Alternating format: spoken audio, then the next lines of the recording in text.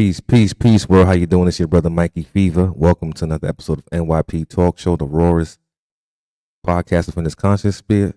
Don't forget to comment, like, share, and subscribe. We got super chats.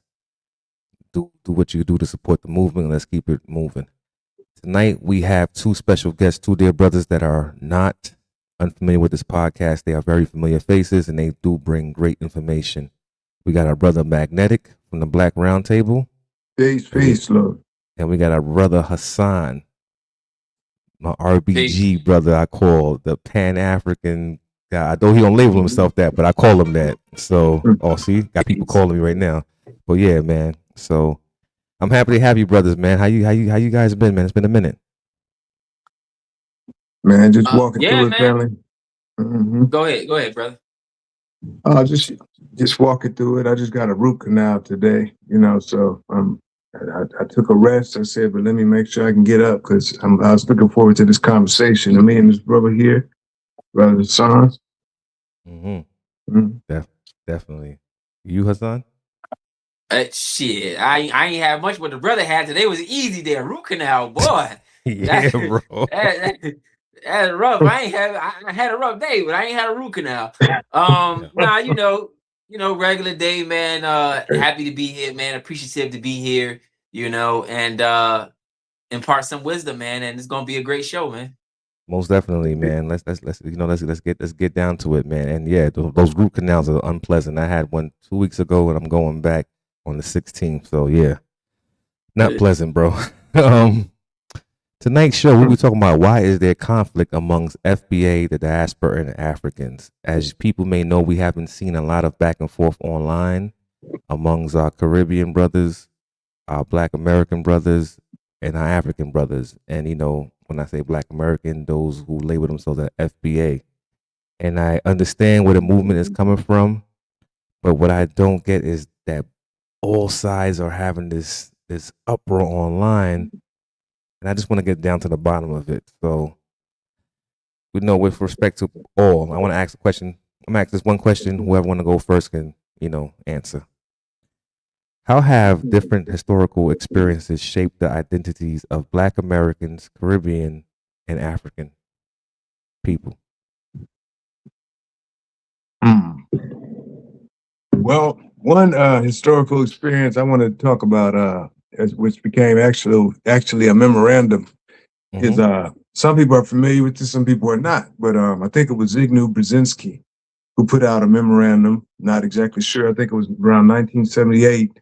But what it's called Memorandum 46. And what they were saying was that they wanted to make sure they divide the continental African from the Black American and the power that would come if these two came together on an economic level. You know what I mean? I mean, you got to put aside all the social stuff that some people get along, some people don't. But they were talking about the economic power when the Black American and the continental African get together and put their bullshit aside and begin to do trade, commerce, cultural exchange, And he just went through all the different things how that would kind of shut down a lot of America's hustle, because we know cobalt come from the continent, right? They were saying they don't want the influence of the Black American to begin to show the continental African how much power that they yield as far as like these minerals that America's getting like pennies on the dollar, selling them to everybody else because they're keeping the continent not in a producing stage, but more of a just place where they get minerals from. But also at the same time, they do the brain drain and they get raw labor, you see. Right? So they do the brain drain, they get the best engineers, the best nurses and stuff at a very cheap price, So, they wanted to make sure they could keep that type of relationship up with the continent and keep us from being able to get in there and get access to some of these minerals and, start to do a different type of intellectual exchange. I sent you some stuff, Brother Mikey. I sent you some stuff. There was a very interesting video where they were talking about how there were so many different African leaders who came here and studied, say, Nkrumah I think they said Lumumba. I think they even said Thomas Sankara, who came through here. And what they were able to do is upgrade a lot of the education by coming to some of our HBCUs. So this upgraded to, just the level of life in Africa and whatnot. So they said, okay, we got to cut that off. So there's a lot of streams of, I would say, exchange that happened between the Black world, the Caribbean world, continental African world. When the three that triangular trade is opened up, man, and solidified. Got you. The power. You, Brother Hassan? I would have to say it depends on what time period you're talking about. I mean, there have been tremendous things that have set Africans back, far as back as 1,000 years ago, right? But I'm gonna bring it more to modern times because this is an era that I believe that people don't study enough, and I'm gonna say the 70s, right? Okay. We study the 60s, we understand the civil rights movement, what took place, Malcolm X, Martin Luther King, and things like that. But we skip from the 60s to the 80s. We never studied the 70s in the United States, right? We go straight into like crack and AIDS. The 70s is a mystery, right? And what was happening in the 70s? The 70s was, I want to say, maybe the decline of the hippie movement, right? Where you had these white people making their way into Black spaces, introducing new forms of drugs and things like that. You have Black people coming back from Vietnam, on heroin, right? That was the beginning of the attack of genetic attack, the drug attack, on the Black community. The 70s, in my opinion, is an era that was highly unstudied. People look at the 70s as a time where everybody was, dancing and the clothes and the music. But what came along with that was drugs, a lot of drugs. And that set the way for the 80s to take place, that for the crack to sneak in and for other things to take place. So I would definitely say as a decade, I would say the 70s in the United States will be a critical point to study for Black people. Got you. So we're saying that the 70s with the to add on to both what both you to further elaborate what both said, 70s brought in the LSD, and we had, as he said, in the 60s, 50s, 60s, the time we had like the scholars were traveling to college campuses of HBCU, educating them. We were creating that bridge of information to show that the brothers on the other side are looking to connect with you, so we can learn from one another and open up trade. But the common denominator that I see is that I don't care if they don't like it on the show.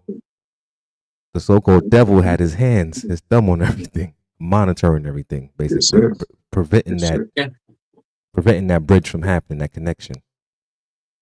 And also, you mentioned LSD, those psychedelics, right? The 70s, the psychedelic music, George Clinton and all that was the gateway to a lot of the things that we see today, right? Like we making fun of the mumble rappers today, but they are only the offspring of the crack epidemic, So I definitely agree with the brother, about the 60s, because that nearly wore out the United States. The 60s in the United States, in the Caribbean, everybody was fighting for independence. Even the Arabs, Algeria and them was fighting for independence. Like everybody was trying to get their oppressor off of their back. So the 60s also is a very, very pivotal point. And the brother is correct about the Brzezinski papers. He was the security advisor for Jimmy Carter. Yeah, I think he was on the National Security Council, if I'm correct, or the Council of Foreign Affairs, I think, if I'm correct. Yeah. Right. And this was also one of Barack Obama's main advisors. So what? Yeah, one of his main advisors. And mentors throughout his life. So all the stuff he couldn't carry out directly through his department, he used this candidate to implement a lot of these things. This is why Barack ended up attacking the main dude who was building Africa, right? Gaddafi. See? You see what I'm saying? Yeah. I did send that. Yeah, I did look at that. I did see that. So, okay. So now that we got some ground set on that, like, there was conflict within the spaces of melanated people from across the Atlantic and here on the North American shores, Caribbean, etc. Right? Where did that stereotype come from? Where they were like, basically, we know what slavery has done, but they always had like this image that was perpetuated of the Black American, right? And they had an image of the African of being the savage, and the image of the Caribbean being, I hate to say, some kind of goofy. You know what I'm talking about? That colorful color that y'all make it seem like he's just smiling all the time. Where did these images come from? These stereotypes come from, my people? Well, I know I can say, as far as the foundational Black American, they had a specific incentive to paint us as other than ourselves, to make us look like savages, to make us look like rapists, to make us look like people who could not control and do civic government. Okay, and this was after, particularly right after 1865, after the so-called, what they call the Civil War. My question is, how can a war be civil? Most people died in that war than any other war. So how is that a civil war? Civil means to be peaceful. Be at war means to be at odds. Anyway, so they had an interest in painting us to be other than ourselves, negative, unable to do the affairs of government, particularly in the South, because we had so many Black men that became senators, you know, that became politicians, and they were over budgets and whatnot. So, you know, we got the numbers in the South. They had a serious threat. We looked at places like North Carolina, and they had a pretty much an all-Black government. I mean, not just people who got just voted in as awesome. I'm gonna put you there because you're Black. No, these were people that were highly capable, man. They were highly capable, highly intelligent, well-studied, and probably some of the best governors that we saw. They got moved right out of office by a white supremacist regime that didn't like, the fact of that there was brothers and whatnot, and the fact that, now these are men, Black men that are in positions of power and prestige, got money and whatnot, and now the white women are looking at these Black men different, because women like men of power. See, and this is what was in the man's mind, maybe that they didn't say, but they displayed. You see. You see what I'm saying? So, and then a movie came out a little later called what? The Birth of a Nation. And you didn't have like Black people portraying themselves, right? But in a bad way, like we do on these videos, right? These mumble rap videos and whatnot. No, you had white people painting their face Black, portraying us in a very negative, highly sexualized manner. And then a Black guy chases a white woman down, and the white woman, instead of supposedly laying with him, she jumps off the cliff. And this was Metro Goldwyn Mayer, probably the most shown and watched film MGM, that they showed at the White House. So, a lot of people were on board with this agenda to tell the world that we were not fit to have the reins of power and to do government, and thus you have today. People still try to use that trope. Mr. Obama makes it all the way, but every step he take, every breath he take, they questioning it. Oh, well, can he? Is it possible? Does he know what he's doing? It's like the nigga's Curious George. And this is how they approach us when it comes to the affairs of government, like we're unfit. But looking at their guy, this guy's a billionaire. His family can have money all the way back. The guy that's in, he kind of looks unfit. This guy never held any other position of government. He never been a mayor. He never been a senator. He never been on a city council, nothing. But just because he got the complexion for the connection, he's supposed to be, prepared to be able to hold the reins of governance. Not how it goes, but I'm saying, from my understanding, it goes back to that, that time. Yeah. Okay, to add on that. I think the brother definitely nailed that. I agree wholeheartedly. I will also add, though, when let's define stereotype, right? So stereo meaning the audio of something being heard, right? That's what stereotype means. The someone repeating something. When we turn on our televisions, they're called HD TVs, high definition. That definition part is the ability to define. That's what the definition means. The ability to define, to see something. High definition. You're seeing something. I'm defining something for you. It has a definition. This is what it looks like. Am I coming in? Am I blotchy? Looks like I'm slowing down. Now you good? A little bit. You good? You good? You good though? Okay. Are you there? Yeah. So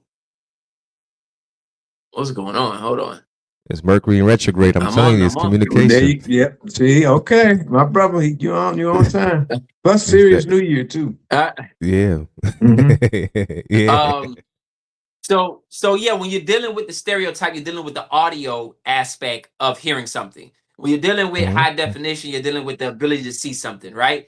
And so I always ask myself, because stereotypes are not just meant to hurt people's feelings. They are connected to political and economic situations, right? Like, let me give you an example. Black people in the early 20th century, I'm gonna say 20th century, they were making money off of watermelons. That was their thing. Black people were selling watermelons, right? Becoming millionaires selling watermelons. And so that stereotype of us being watermelon eating, buck dancing, that stereotype was designed to have us shy away from. You get what I'm saying? Because a stereotype is not just something to hurt your feelings. It has political and economic things behind it. When you feel inadequate, you go out and you shop. When you feel inadequate, you go get a butt job. When you feel less than self, you go out and spend the money that you work for to make yourself feel better. So if I could then create a stereotype to have you feel a certain type of way, then that means I've created an economic force inside of you and it would drive. So these stereotypes are not just things that came about. They had economic reasons behind it. Make Black people ashamed of watermelon, and then guess what? Now we have the watermelon, and now that's not their main industry anymore.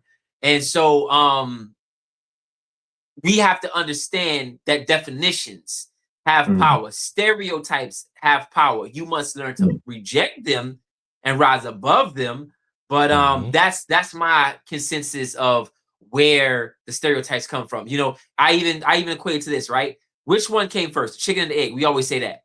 But my thing now is I say, which one came first, the stereotype or the behavior? I like that. That's a hard one there. They stereotyped us. And then we behave in that certain way, right? So, we just have to recognize that that's all it is. It's a political economic game. They use these stereotypes to have us believe it and then operate in that way, because that's the definition of power, as Wade Noble says. The definition of power is the ability to define someone's reality and have them operate in that way as if it is their own definition. Yo, that is so true. Cause I see, man. That's why I had to bring both of you guys on, man, and I respect both of you. This is what I see going on online. The narrative is fitting that, like people will bring up, things happen in the past amongst people within the community, the Caribbean, the African, and the Black American. Like misinformation spreads faster than truth. So people seeing or hearing somebody different from them, they will go out there, make fun of you because you're not part of the collective, whatever the case may be. So people carry on to these, they cling on to these traumas and these stigmas and be like, you know what? I'm not going to stand next to this American. I'm not going to stand next to this African, this Caribbean person right here. I don't get along with them because whatever the case may be. So then these things begin to perpetuate, as you say. The stereotype is constantly echoed without being corrected, without knowing each other's history. Because some of us may not know each other's history because we don't take time to know one another. So this is why I say it's very imperative that we have this conversation to bring some clarity to get rid of this. Oh, go ahead, brother. Go ahead, do your thing. No. I just want to build on what you're saying. Go ahead. You finish. I just want to build on what you're saying, though. It's to stop what's going on, because I see what's taking place. Like when we at odds, right? Not only are the resources at the motherland being taken away from our people, we see what happened to Africa. It's fragmented. There's no real union. They're fighting for that, but they can't get a hold of it because you got different European powers in there. The same thing happened in the Caribbean. You see what happened in Haiti for standing up. You getting stepped on forever. And internal conflict as well. And even here on these shores, we had our people working together. Like there was no division. There's like, yo, once you're here, this is our war. We going to war because you represent us. You know what I'm saying? Your struggle is my struggle, but I don't know what happened along the years where the separation just took place, man. That's what I'm looking for, the answer for that. I can't specifically point to a certain event, but I would say this. I'm a detour, then I'm gonna try to bring it back. No, right? Go ahead, do your thing.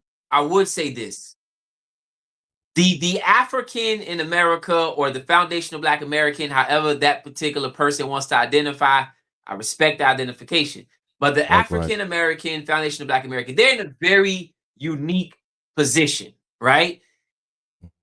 Like, you can't plan for tomorrow. You ain't studying history. You're not thinking about nothing other than where your next meal come from. If you living outside the United States, let's just be honest. You get what I'm saying? People in Haiti don't have the time to sit around and study Black American history.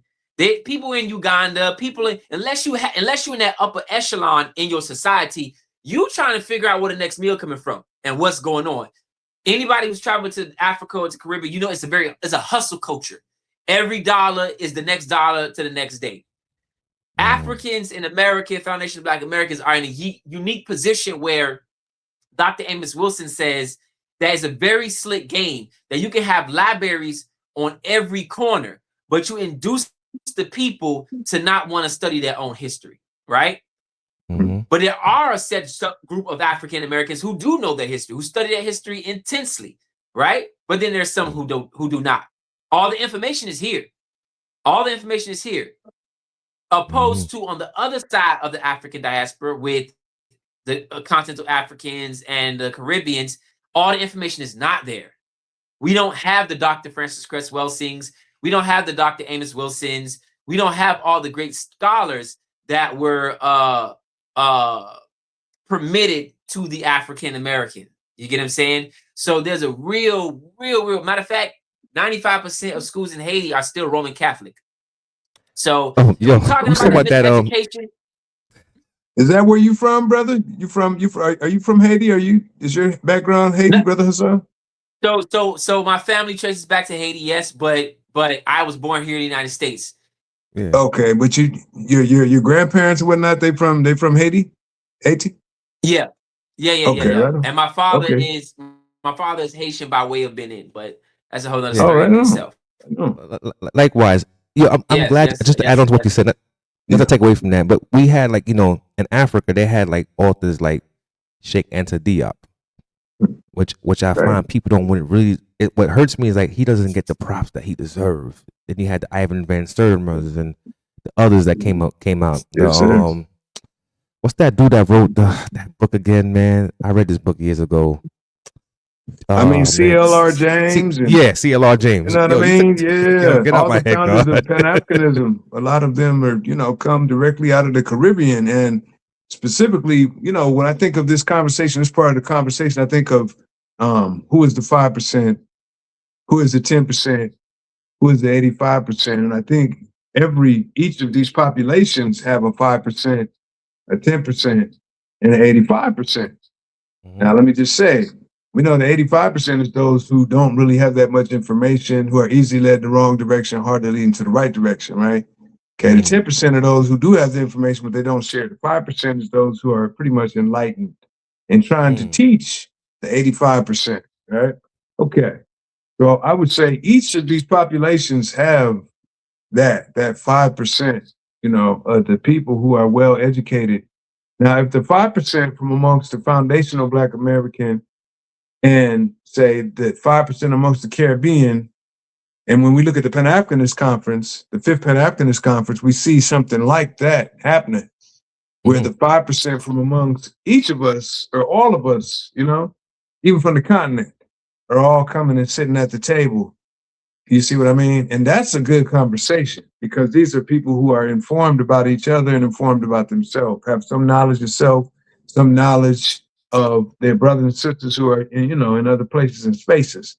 That's going to be a good conversation. I want to be at that conversation. But when it's the 85% from amongst the Caribbean, continental Africa, foundational Black American, that's some completely ignorant shit.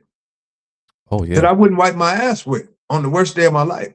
Excuse the French. It's all right. That's some completely ignorant shit, and that's what we're looking at. a lot of times. If it's the 10% getting together, they're just talking about how they can get over on everybody, specifically the 85%. Oh, that's happening a lot right now. That type of conversation. I don't want to be, I'd like to listen to that conversation, but I don't want to be at that conversation either. That's like an NAACP brunch, right?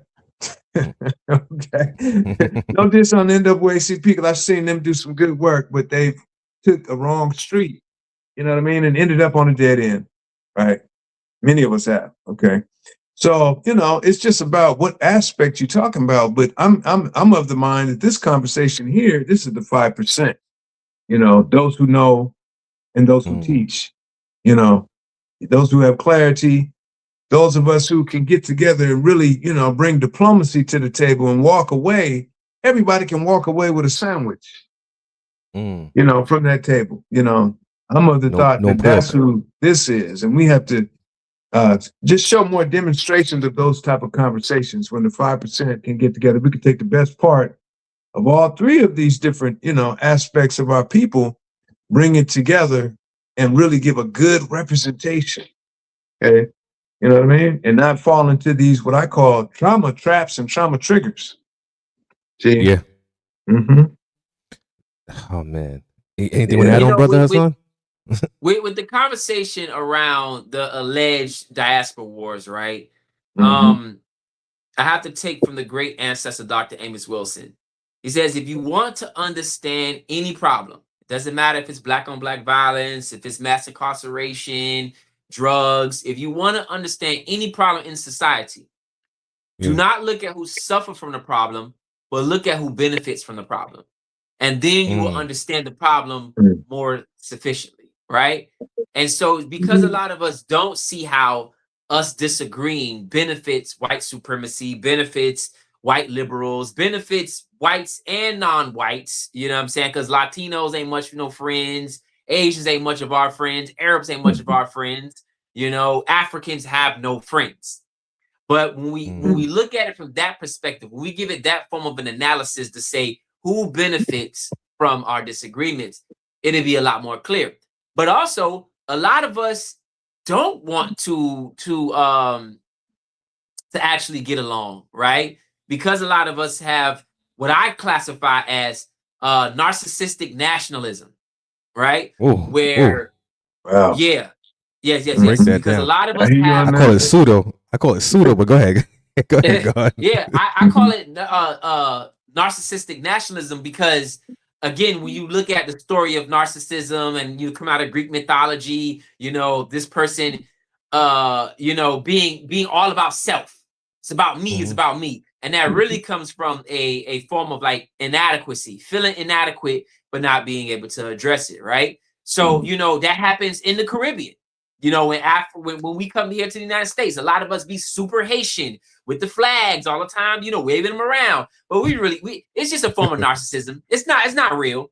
It's not real at all. It's fake, right? You know, Africa, same thing, right? I see people in South Africa right now running around with that South African flag, and that South African flag was put together by a cracker. They out there running, chasing their Nigerians. They out there chasing their Nigerian brothers and Ghanaian brothers and sisters around with a goddamn cracker flag tied around their neck.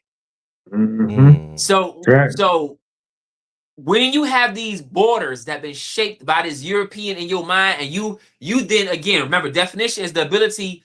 Power is the ability to define someone's reality. When this cracker came and said, "This is South Africa, this is the border," and you believed it, now you running around chasing your brothers around, clubbing them over the head because the cracker told you that's the border between South Africa and Uganda. Niggas are crazy.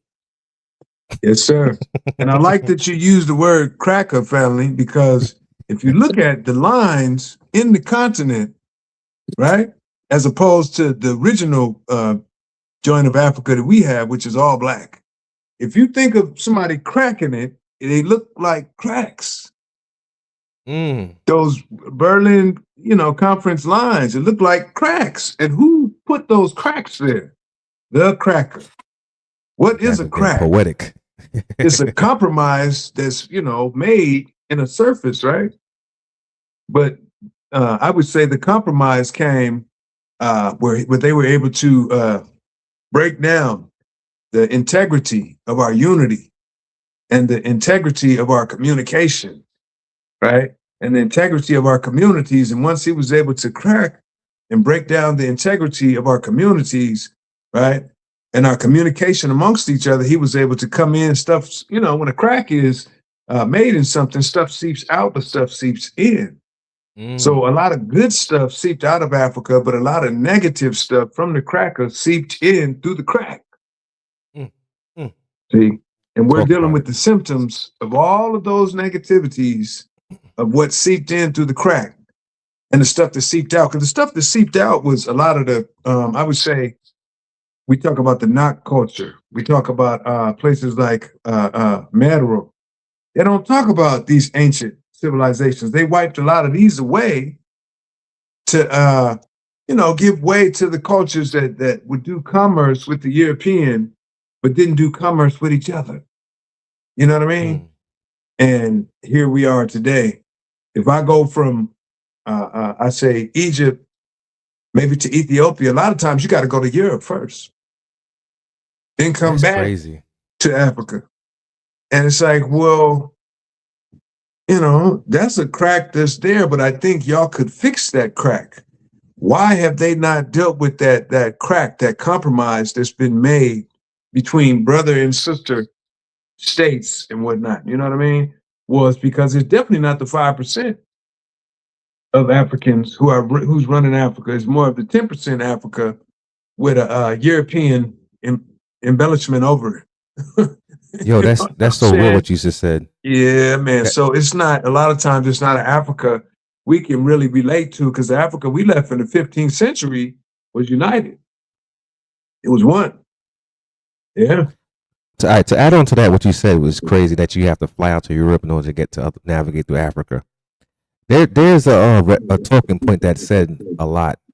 They said if your countries were so good, what are you doing in America? Get out my country, this and that. And my response to that, I always say they wouldn't have come here if the U.S. And when I say U.S., not saying the brothers and sisters, but those that are in power, the 10%, they wouldn't come here if the 10% didn't suck out what they had over there, like create the chaos, the resources, the lack of opportunities. So this is something that this conversation right here is so important. It's something I want the FBA to know, the Caribbean to know, and the continental African brothers to see that we all have been played. Believe it or not, we can study all you want, but the power, as Brother Hassan said, the definition of power is in the hand of these bloodsuckers. They define your future, so they got us at odds. I want to say this, right? I want to say this, and I say this with humble sincerity. You know, I'm a student of Dr. Francis Cress Welsing, Dr. Amos Wilson, John Henry Clark. I mean, the list goes on and on. I actually organized money to get Dr. Amos Wilson's a headstone, because he didn't have a headstone when I went to go visit him in New York. He just had a number over his grave. So when I say I am endeared to Black Americans, their culture and their history, I'm very much endeared. I wouldn't be who I am if I didn't study their culture and history. But I got to be honest, right? And I got to speak truth to power. With great responsibility. How do you say it? With great responsibility, or with great power comes great responsibility. Right. Yeah. There we go. Right. So I think African Americans, Foundation of Black Americans, have overlooked how much they have participated in pushing white supremacy forward. Right. Like, African Americans have fought in every war since the American Revolution on the side of this cracker. You get what I'm saying? That is okay. Down here in South Florida, right? Down here in South Florida, they call African Americans, they call them Yanks. Now, it's not a negative term, it's just how they identify Black Americans. You can consider it negative or not. But that term comes from when African Americans went into Jamaica, and they were not colonizing, but they were like putting down a rebellion that was going on in Jamaica. You get what I'm saying? And they were saying they were Americans, Yankee Doodle, basically, like saying Yankee Doodle came to town, and so that became like a term that Jamaicans used to identify Black Americans, calling them Yanks. That is a real thing. Like Black Americans have assisted this Yorugu, this cracker, go into Black countries and put down rebellions, put down organizations. You Hold just it had now. to do. Wait. But Jamaicans have assisted the British government in doing that as well. Yeah. No. Kenya was one of the main garrisons going throughout Africa, putting the foot in people's ass. Kenya just went to what? Haiti. For who? Yes. America. The UN. Right? So there's you always have that element, my family. I can name it a lot too. I can name it a lot where it's happened to us, where they came and sick somebody on us. You know what I mean? So it goes all ways, family. Trust me. It does. 100%. I'm not okay. I am not taking that away. What I'm saying is the greatness that comes with being connected to this monster is the point that I'm making. Right? We're all connected to our colonial masters, though, right? Isn't that right? We're all do the bidding of our colonial masters. True, but ain't nobody that colonial master like this motherfucker. Like this man, motherfucker. Wait a minute now. Ethiopia was the police for the UN, right? For a minute. Where Ethiopia was going throughout Africa, you know, whooping people's ass, but they footing people's ass for the UN. It's true. Right? This is true. Yo, that devil. Your colonial master, that's not just a word. That's literally like, nigga, you know what you got to do. Come on, let's go. Yeah, they got infected. They fangs in everyone, huh? They fang in everyone. Yeah. Damn. You right. Yeah. You definitely right, brother. You are definitely right. You know what I'm saying? I'm not taking away from that point. But, and even with Caribbean people coming here and joining the United States Army. Now, I'm not anti-army. I'm not knocking nobody who joins the army. It is what it is, man. We all family. But I'm just saying, when we're talking about what has further pushed white supremacy through the ranks, it's that military. And like the brother said, we've all participated in that military in actually harming one another. You know what I'm saying? I was simply pointing out how big this army is and how generational it's been over time. That's what I was pointing out for clarification. I would say a part of this army yesterday is a fella named Papa Doc, who did a lot of damage, right? And he wasn't acting on behalf of Haitians. Papa Doc was acting on behalf of these motherfuckers, right? You see what I'm saying? See how that go? So it's that 5%, that 10%, that 85%. And whenever I look at my people, wherever they are, I have to find this 5% because I don't want to have that conversation with the 85% because they don't have these type of facts that we're talking about. They have all the worst part of the experience and they're rejecting the best part of the experience. You know what I mean? The 10% have said, ooh, as long as we can keep all these motherfuckers fighting, we can eat real good, boss. That's their objective. Happening. You know what I mean? So I don't want to talk to them. I'm trying to find the people who have the best part of the culture and want to do some diplomatic relations between my particular culture or ethnicity and their particular culture and ethnicity and, you know, make something that's better. I've seen examples of this, you know, like if I look at my brother who has the Puerto Rican brother who did the library in the middle of New York, what's it called? The Schomburg? Schomburg, yeah. Schomburg. It's a very good example of that, where somebody from somewhere else came and saw something that was very great and outstanding and multiplied it. You know what I mean? Use what he had and what we had to make something bigger and greater for all of us that could educate all of us, you know? Kwame Ture is also another example of that, where he was a brother who has slightly different lineage, but he was able to get with a lot of the brothers and sisters from here, put together his ideas, a lot of his training, a lot of his culture to grow something and make something that we're sitting here engaging in right now, which is called Pan-Africanism, you know, in its practical sense. Yo, that's what it's all about, man. That's why I see the similarities. Like this supremacy, it's all across the globe. Like, you know, that's why I look at melanated people. I'm like, yo, we shouldn't be at odds. I get it, differences in culture, but believe it or not, within the differences, there are similarities very much. You like, oh, you do this.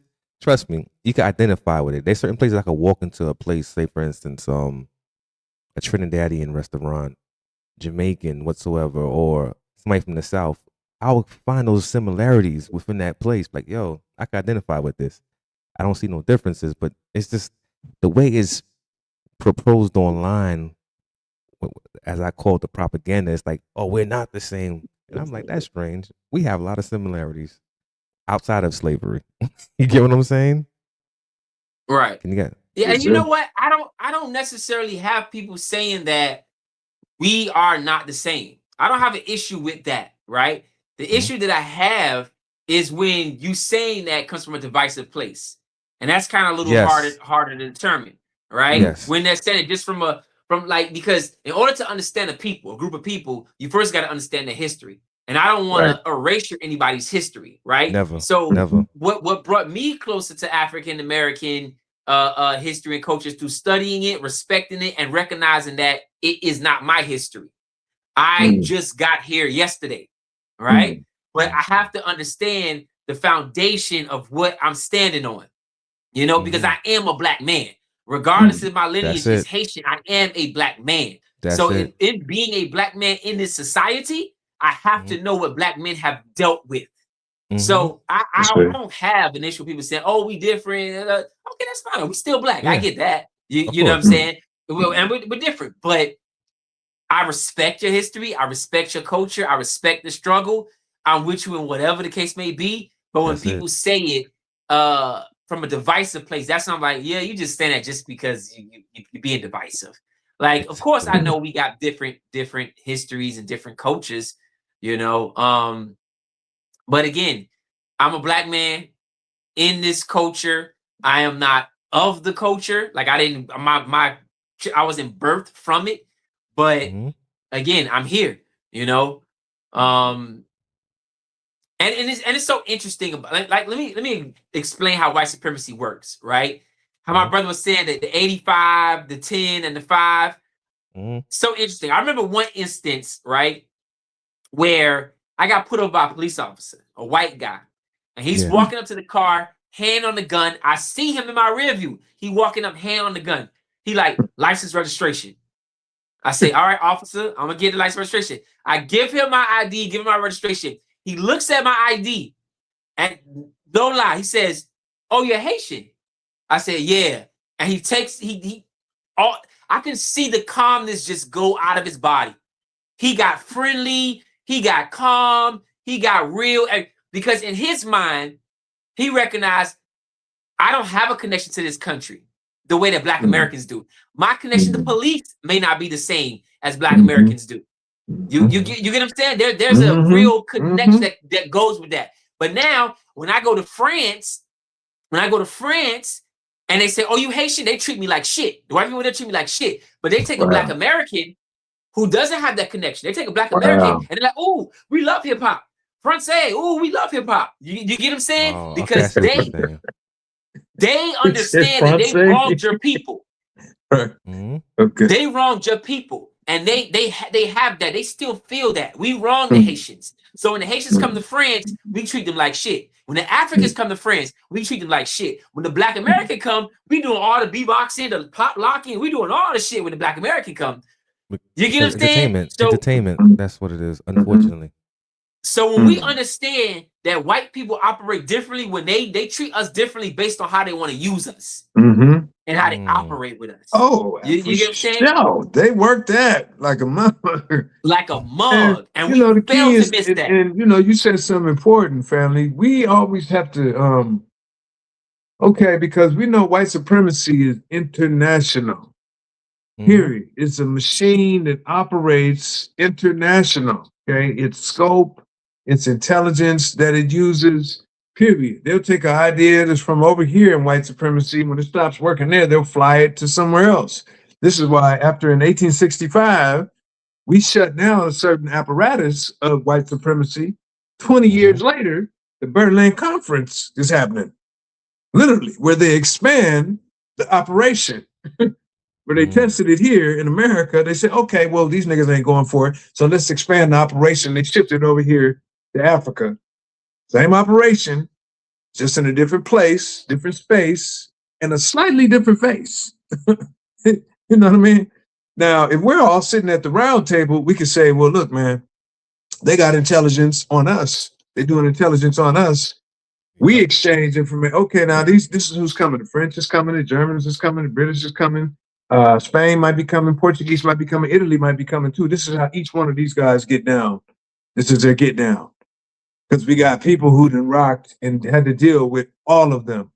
And it's like Malcolm X said, it might be a French poodle, it might be a German shepherd, it might be a Doberman.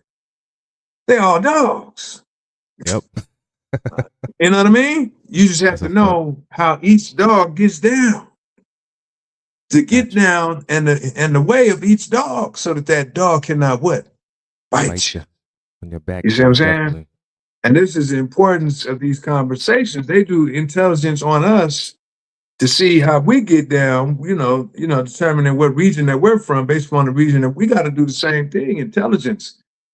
That's a very important thing. And, just to close it up, these guys have spent millions, if not trillions of dollars on something called counter intelligence, right? Question is, whose intelligence have they been countering? I would say they've been countering Black intelligence. And they spend a lot of money to counter Black intelligence, whether it be Black intelligence from Haiti, whether it be Black intelligence from Kenya, whether it be Black intelligence from South Africa, North Africa, East Africa, or foundational Black American Black intelligence. They're countering Black intelligence. And they spend a lot of time and a lot of energy on it. But then they'll say out of the other side of their mouth that we're not intelligent. Well, then, what are you countering? Beautifully said. Let me tell you how powerful what both you guys said was so profound. I remember hearing from an elder that when Bob Marley dropped that record, Africa Unite, there were two versions that were released in Africa. Like in the US had a different version, Europe had a different version, but in Africa there was a particular part in the song that they removed. And it comes to show you, as you said, with the counterintelligence, they know that we know how to communicate, through Morse code, tap dancing. We communicate with each other through music, rhythm, our slang. Mm-hmm. And they study that so well. And again, people I may catch flack for this. I'm like, yo, what the hell are you saying? Even down to like the most popular culture, part of the culture that we have here is hip hop. You have Eminem, who studied it, who people embrace, who embraces your culture more than your lyricism. That he crafted it to a way that he could excel, and people call him the rap god, right? And meanwhile, you have individuals like Cannabis, who came before him, who was not fully embraced. The same lyrical content to a certain degree. You get what I'm saying? Right. So it comes to show you that the outside is always studying you. So that's why I like to see us have more of these intelligent conversations to show the world that they are thinking people, because when we at odds with each other, the enemies on the outside looking in like, look at them. This is how I like it. Yes, sir. You know what I'm saying? Because as they going back and forth, they're revealing things about each other. So now we could feed off their vulnerabilities. Crazy, man. Yes, sir. And I think it's the 48 laws of power. They say when the two are at war, the third one will come to capitalize off of both. Yep. Yeah. There's an African proverb that says, when two kings go to war, the only person who benefits is the one who inherits their stuff. Right? So we always got to keep that in mind. This one Coptic sister told me, she said when there's two fish in the middle of the sea fighting, there's an Englishman somewhere near. Yo. I want to say this. Eminem is trash. All right. And Black people talking all that shenanigans. I call him Skittle.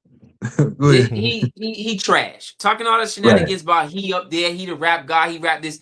First of all, right. Eminem, what is hip hop, right? Hip hop is the ability to tell cultural references and turn them into stories, right? Correct. Black men, specifically Black men in the United States, have a connection to their mothers. Eminem's music talks mostly about his mother. I can't stand my mother. I want to kill my mother, and his baby mother. Right. Black men, we might be misogynistic because we learned it from the white man, but you rarely hear Black men making songs talking negative about their mothers. It's actually the opposite of that. We making songs to build up our mothers. Right. So when people say things like, "Oh, Eminem is a rope," No, he put some words together and they rhyme, and that's it. Right. You cannot culturally identify with him because that's what makes it hip hop. That's what makes it beautiful. You can't culturally identify with what the hell Eminem talking about. And I'll even tell See, to you, me, what Eminem did is exactly the same thing they did in The Birth of a Nation. Okay. They put on what they call blackface, right? And then later on became Jim Crow. He put on black voice to not to find and show you the intelligence of blackness, but to show you the most ignorant aspects of black. He picked the most ignorant aspects of blackness he chose to perpetuate and multiply. He didn't pick John Henry Clark. He didn't pick the minister. He didn't pick the Black Panther Party. He didn't pick none of that. He's in Detroit. He didn't pick Malcolm X. He picked the most ignorant part of black culture to take and emulate and then multiply. You know what I mean? And I always notice how when white people go to any part of our culture, wherever it's at in the world, they find the most ignorant part to look at, zoom in on and multiply it. A good example of that is a movie called The City of Gods. Oh yeah. Y'all seen that? Yeah. Yeah. This is how they sell us here in the States an image of the Caribbean, y'all. The City of Gods. Not C.L.R. James, not Pat Moore, not Marcus Garvey, not Bob Marley, but the City of Gods, which is like the NWA of the Caribbean, right? Yeah. You know what I'm saying? It's like Minister Society in the Caribbean, right? That's You crazy. know, and us as the 5%, we have to come along and say, no, that's not the correct image. That's what they want to serve you. Okay. That's not the one, no. We have a little bit of that, but that's not the main culture. You know what I mean? Yeah. I think right. they That's not our best image. That's not the image that we want to promote. Right. You see, and that's understandable. There's a hand behind it. There's a hand because we already know we can't. You know, we have been getting flagged on this channel, so we got to be careful with our language. But the part of Drake's people, let's put it like that, half of Drake people, they profit off your pain. They're the ones who run the music industry. They're the one who run the television and everything else. So the image that's perpetuated, you know, we play a part of it too. Don't get me wrong. Like the directors we have, they try to tell a story, but that became the normal thing, and even down to shows like Love and Hip Hop and stuff like that, right? It shows our people in the most negative light. Like it shows black women cannot get it together. Like they sit at the table, what they doing? Throwing cups at each other and drinks. You see black men gossiping on the show like little girls, and I'm like, this is crazy. Or you see the type of feminine black men that they embrace. That's what's getting popularity and stuff like that. You get what I'm saying? It's so crazy now. You can't even use the term to describe them because you get flagged or strike for speaking out against them. You get what I'm saying? But you know what I'm talking about. The type of black men that Fox News like. Either you're dead, in jail, or you got a broken wrist. Let's leave it like that.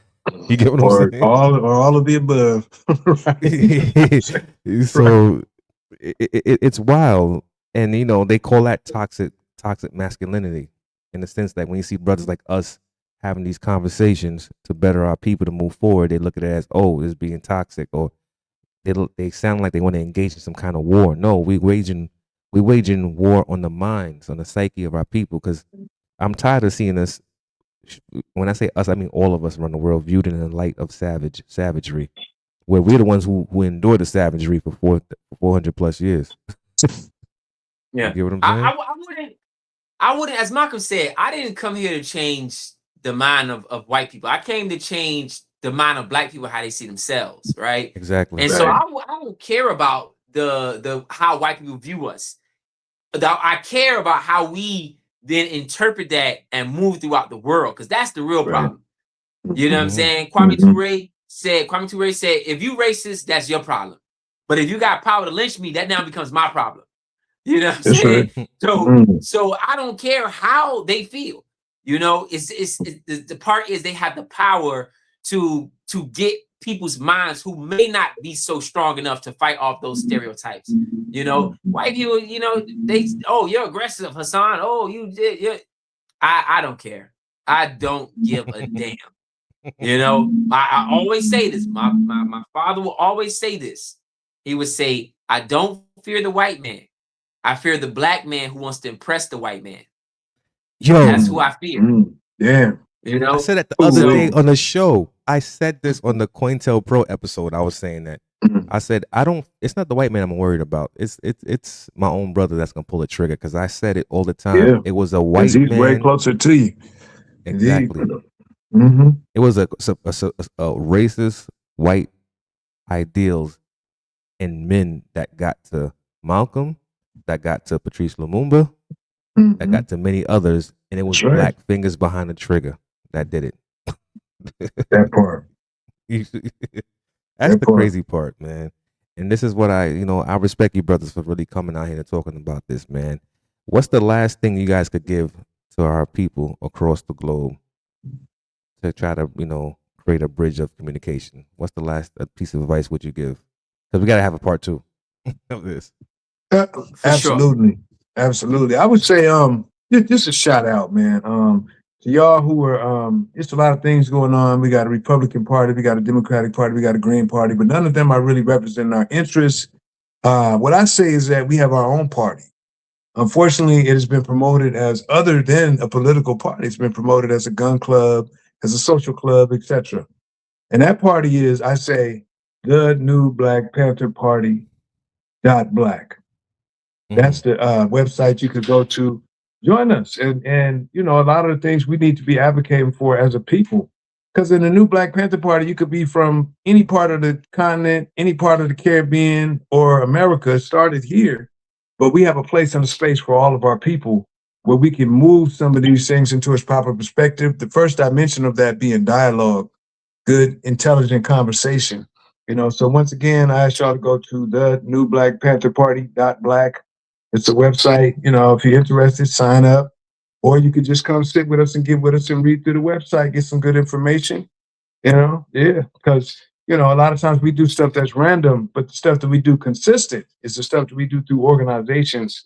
You know what I mean? And that's sometimes how we're going to be able to pull a lot of this into focus, bring clarity to it through our consistent work. If something I don't see today, I might see tomorrow or next week. That's true, man. You, brother Hassan?